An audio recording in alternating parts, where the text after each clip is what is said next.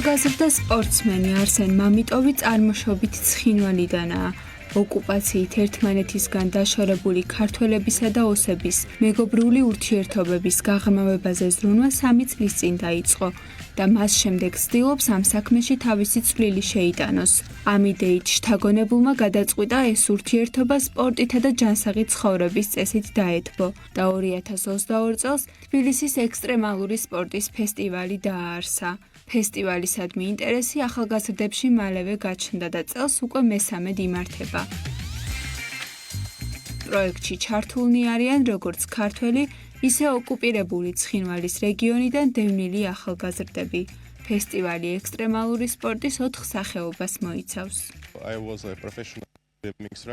ექსტრემალური სპორტით უკვე 10 წელია დაკავებული ვარ. როდესაც აქ გადმოვედი საცხოვრებლად, შემომჩნიე, რომ სკეიტბორდით დაინტერესებული ძალიან ბევრი ახალგაზრდა ცხოვრობს. ასევე აქ ბევრი სკეიტ პარკია. ამიტომ გადავწყვიტე, რომ გამეკეთებინა ისეთი რამ, რაშიც ყველა ასეთი ერთი იდეით გაერთიანებული ახალგაზრდა ჩაერთვებოდა. ჩვენი მთავარი მიზანია სპორტში ჩართულობით, ერთგარემოში ყოფნით დავაკავშიროთ ერთმანეთთან ახალგაზრდები ოკუპირებული ტერიტორიიდან. ფესტივალი სპორტის 4 სახეობას მოიცავს. დიადი მიზნით შეპყრობილმა ერთმა ახალგაზრდამ, არსენ მამიტოვმა საზოგადოებას საუკეთესო მაგალითი მისცა იმისა, რომ რწმენითა და ძალისხმევით ყველაფრის მიღწევა შესაძლებელია. მან შეძლო და სპორტი იდეოლოგიურ ინსტრუმენტად და ერთობის პლატფორმად აქცია.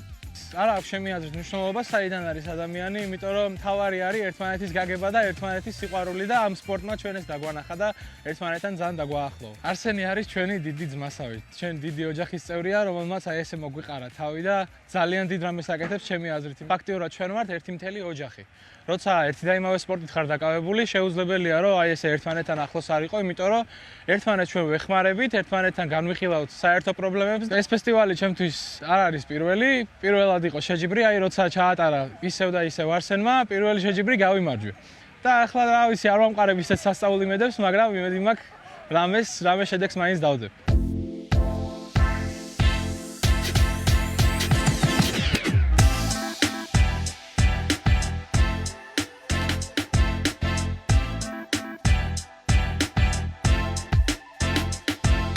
ექსტრემალური სპორტის ფესტივალი სპორტის სამინისტროს და საქართველოს სკეიტბორდის ფედერაციის მხარდაჭერით იმართება და მასში მონაწილეობის მსურველთა რიცხვი ყოველწლიურად იზრდება. წლევანდელი შეჯიბრი 16 ნოემბერს დედაენის ბაღში გაიმართება.